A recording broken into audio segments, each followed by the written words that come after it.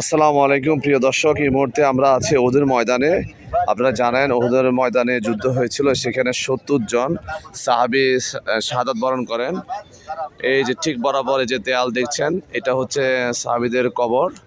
এখানে 70 জন সাহাবী শহীদ হয়েছেন, ওনাদেরকে এইখানে কবর দেওয়া হয়েছে।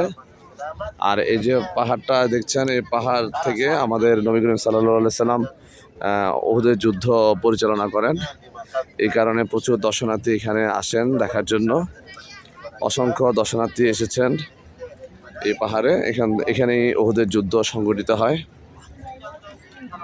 দেশ বিদেশ থেকে বিভিন্ন পর্যটক হাজিরা এসেছেন এই দেখার জন্য।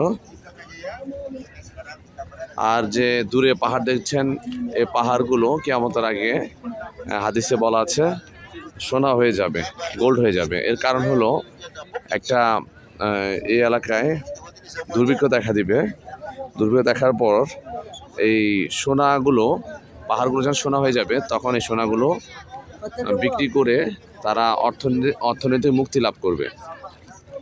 মজার ব্যাপার হচ্ছে এই পাহাড়গুলো দূর থেকে খালি চোখে দেখলে গোল্ডেন কালার দেখা যায়, মানে গোল্ডেন ভাব আছে।